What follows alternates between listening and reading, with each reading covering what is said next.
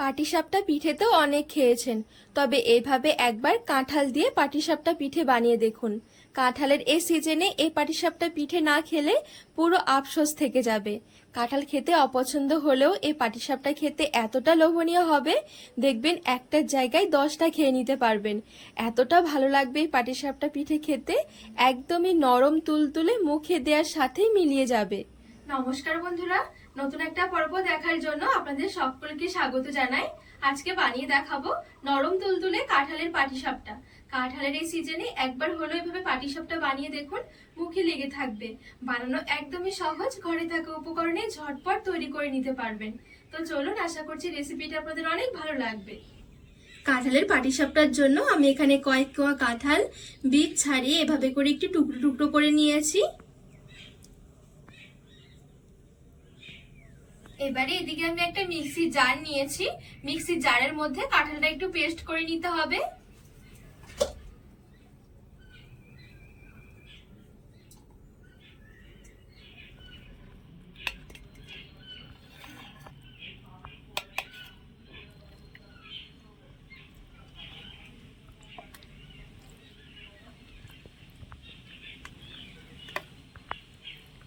এবারে মিক্সির ঢাকনা লাগিয়ে খুব ভালোভাবে একটু পেস্ট করে নেব।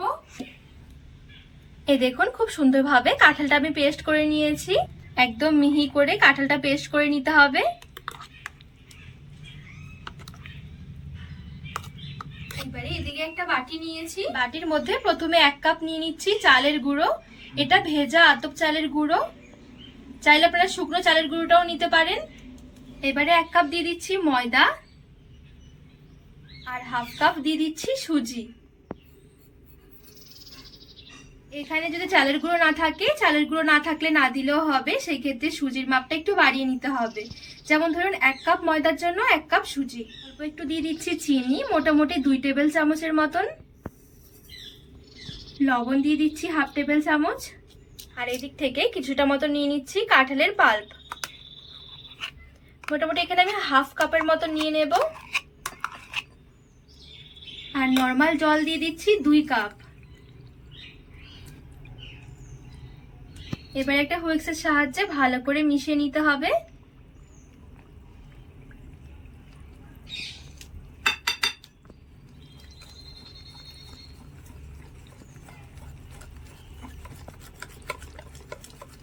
আর এই পাটিসাপটার ব্যাটারের জন্য ব্যাটার কিন্তু খুব বেশি ঘন করা যাবে না, একটু পাতলা করে তৈরি করতে হবে। তো 2 কাপ জল দিয়ে খুব ভালোভাবে নেড়ে ছেড়ে মিশিয়ে নিয়েছি। আর এই ব্যাটারটা একটু ঘন মনে হচ্ছে, তো আর একটুখানি আমি জল দেব। আরো 1/2 কাপের মতন জল দিয়ে দিচ্ছি। যদি এখানে শুকনো চালের গুঁড়ো নেওয়া হয়, সেক্ষেত্রে কিন্তু জলটা আর একটু বেশি লাগবে।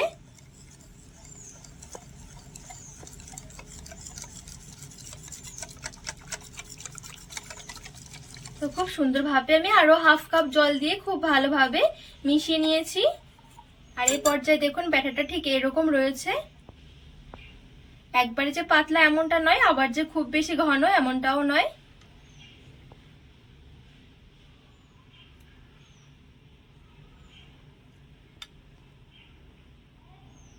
ঢাকা দিয়ে এক সাইডে একটু কিছুক্ষণের জন্য রেখে দেব, ততক্ষণে পাটিসাপটার জন্য পুরটা বানিয়ে নেব। এবারে কড়াই বসিয়ে দিয়েছি একটা, এদিকে গ্যাস ধরিয়ে কড়াইয়ে 1 কাপ নিয়ে নিচ্ছি নারকেল কোড়া, 1/2 কাপ নিয়ে নিচ্ছি গুড়, 2 টেবিল চামচ চালের গুঁড়ো, আর দিয়ে দিচ্ছি কিছুটা কাঁঠালের পাল্প। সবকিছু খুব ভালোভাবে নেড়ে ছেড়ে মিশিয়ে নেব।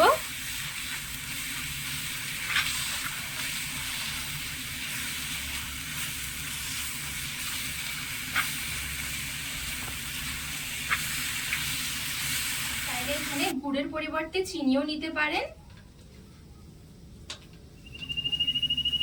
একদম হালকা আছে নাড়াচাড়া করতে করতে দেখবেন পুরটা একটু আঠালো হয়ে আসবে। এই দেখুন, এই পর্যায়ে আসলে বুঝতে হবে যে পুরটা খুব সুন্দরভাবে রেডি হয়ে গেছে। আর এইভাবে করে এই কাঁঠালের পুরটা বানিয়ে দেখবেন, খেতে কিন্তু ভীষণ ভালো লাগে। এবারে নামিয়ে এক সাইডে রেখে দেব। এবারে চলুন পাটিসাপটা পিঠেগুলো তৈরি করে নেব। তো এদিকে একটা ছোট্ট কড়াই বসিয়ে দিয়েছি। কড়াইটা এবার একটু গরম করে নিতে হবে। কড়াইটা গরম হয়ে গেলে অল্প একটু তেল এভাবে করে ব্রাশ করে নেব।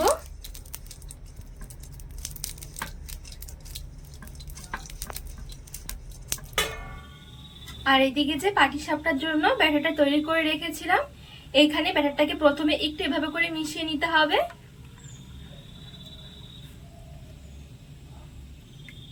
এবারে এখান থেকে আমি 1 হাতা মতো নিয়ে নিলাম। এবারে গ্যাসের আঁচটা হালকা রেখে মাঝ বরাবর দিয়ে দিচ্ছি। একটু ছড়িয়ে নিতে হবে।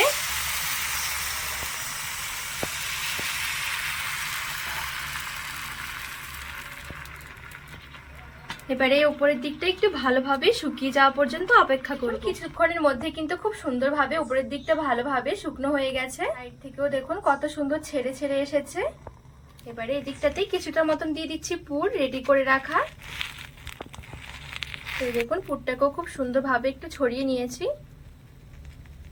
এবারে ভাঁজ দিয়ে নেব।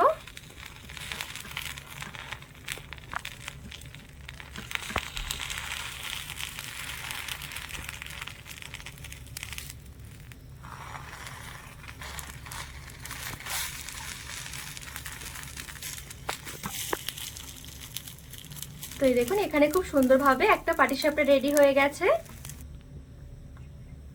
আর এই দেখুন দেখতেও কতটা সুন্দর লাগছে। বাদবাকি সব পিঠেগুলো ঠিক একইভাবে তৈরি করে নেব।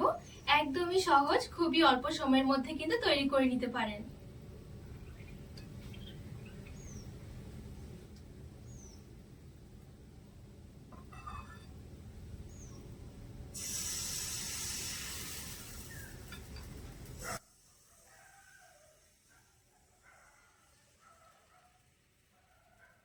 যখন খুব ভালোভাবে শুকিয়ে আসবে আর রুটিটা একটু ছেড়ে ছেড়ে আসবে, তখন একটু পুর দিয়ে দিতে হবে।